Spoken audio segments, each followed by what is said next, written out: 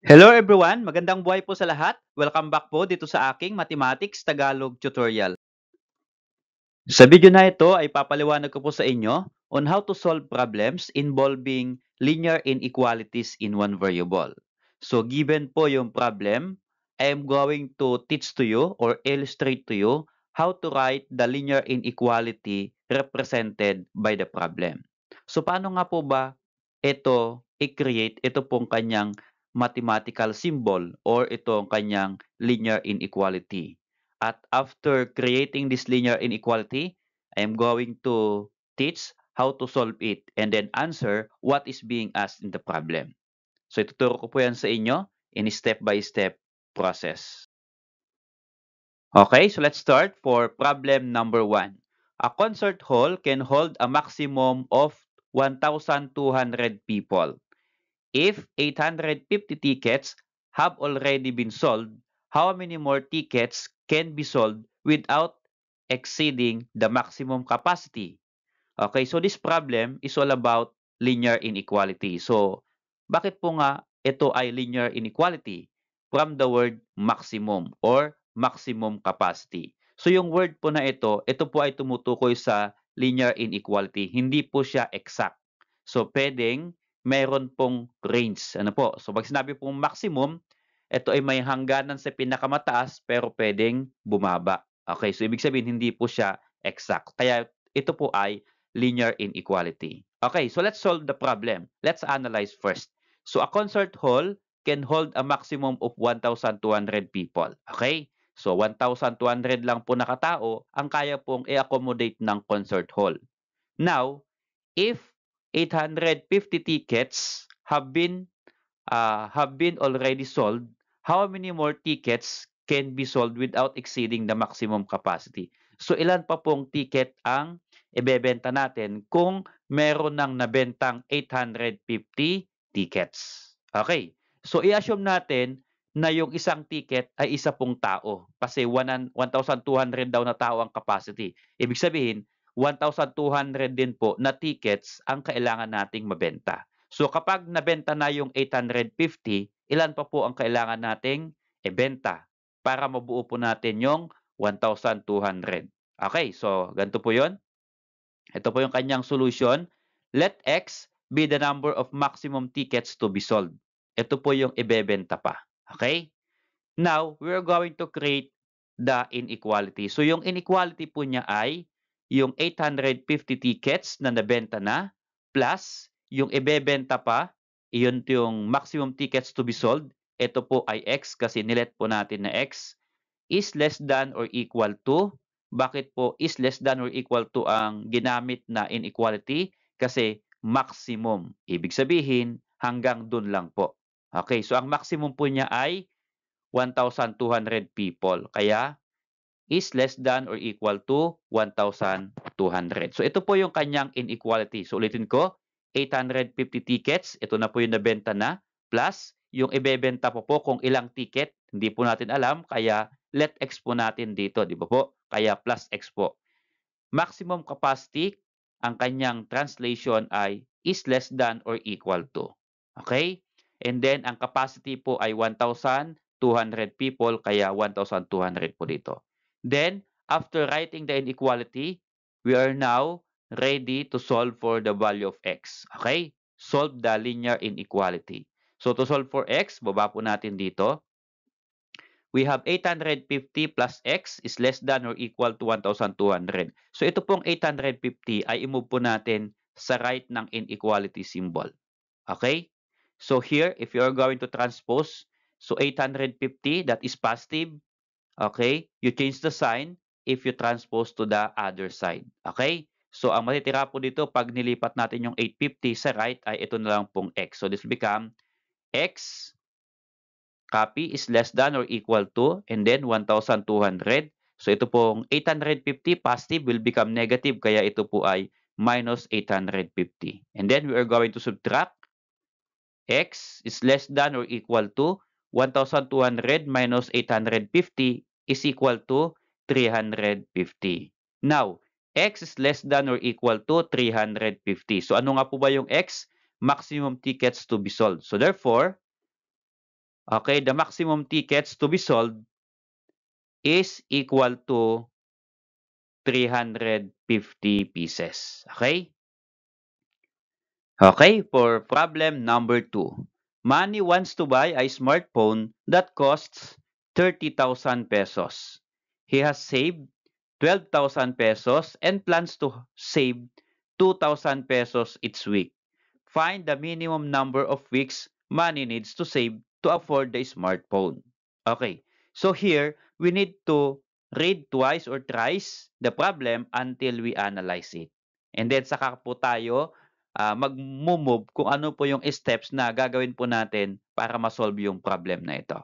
Of course, okay, start po natin. Please read and analyze. So, Manny wants to buy a smartphone that costs 30,000 pesos. Okay, so gusto daw ni Manny na bumili ng smartphone na nagkakahalaga ng 30,000 pesos. Okay, he has saved 12,000. Okay, so mayroon na po siyang na-save na 12,000 rather 12,000 and plans to save 2,000 each week. Okay. So meron na po siyang save na 12,000 and then plano po niyang mag-save ng 2,000 kada linggo. Okay, 2,000 each week. Now, find the minimum number of weeks money needs to save to afford the smartphone.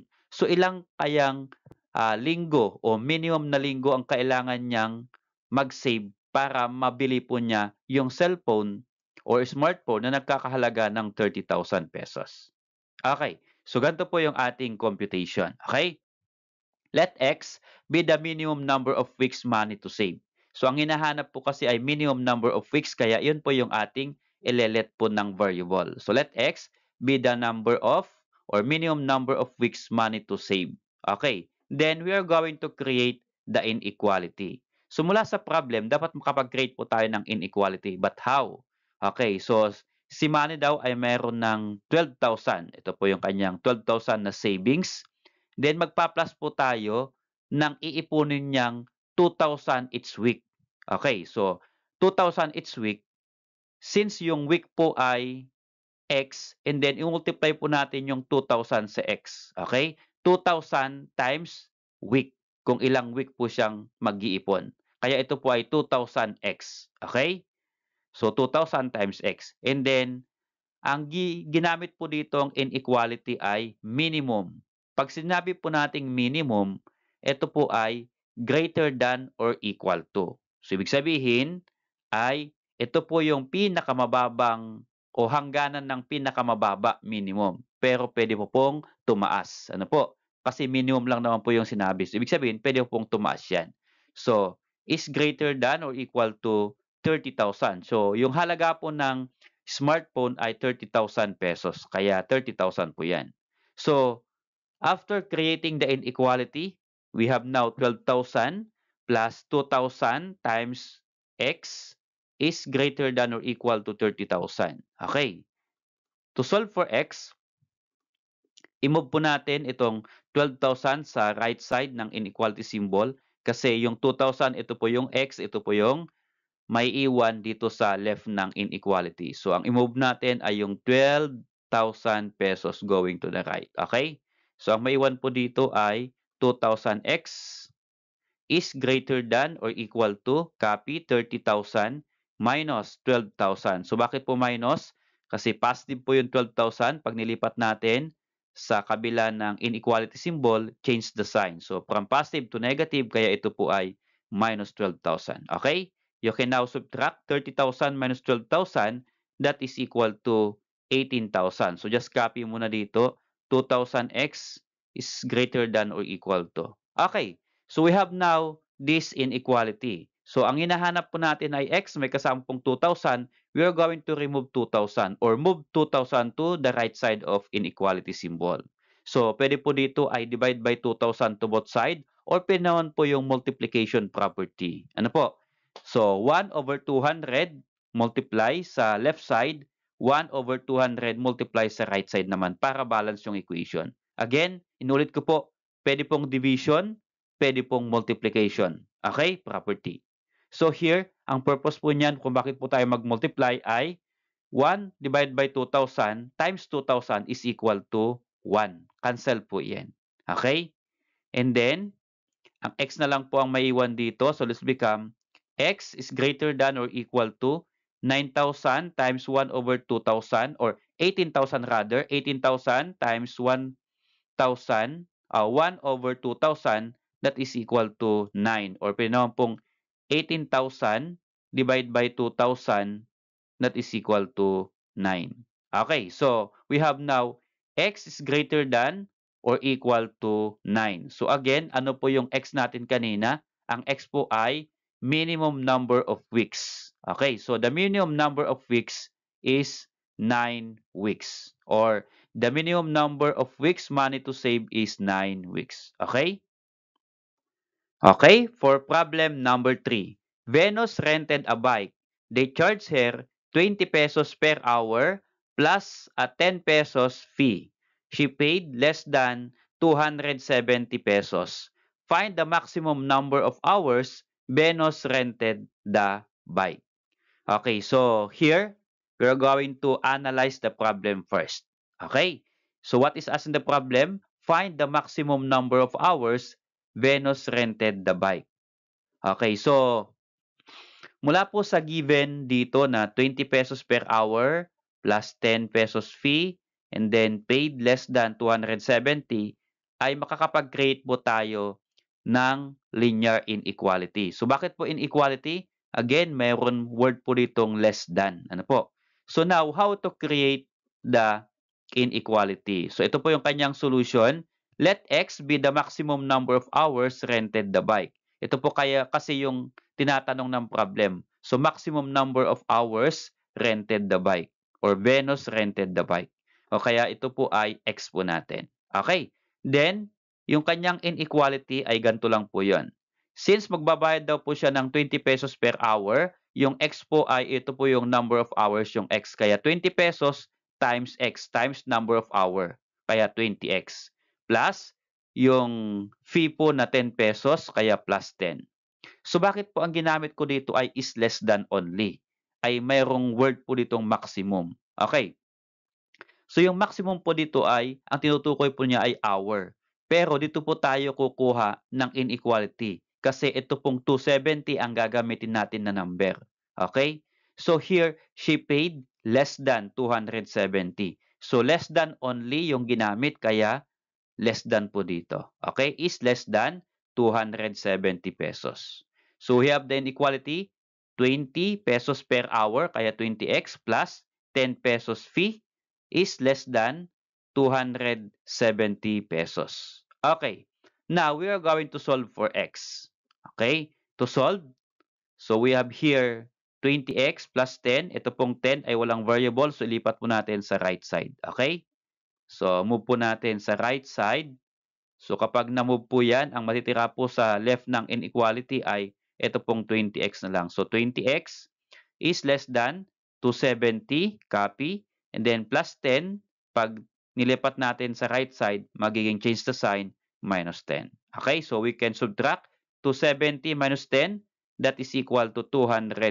So copy, 20x is less than. Okay, so we have here 20x is less than 260. May kasamang 20 yung x, i-remove natin. Pwede pong divide 20 to both side or pwede naman pong multiplication method. Or ito po yung multiplication property na gagamitin po natin to remove 20. Okay, so multiply 1 over 20 to both sides. Again, pwedeng multiply, pwedeng divide by 20. Or pwede naman multiply 1 over 20. Okay, so ang purpose po niyan, we can cancel 20. So we have now x is less than 260 divided by 20 is equal to 13. So x is less than 13.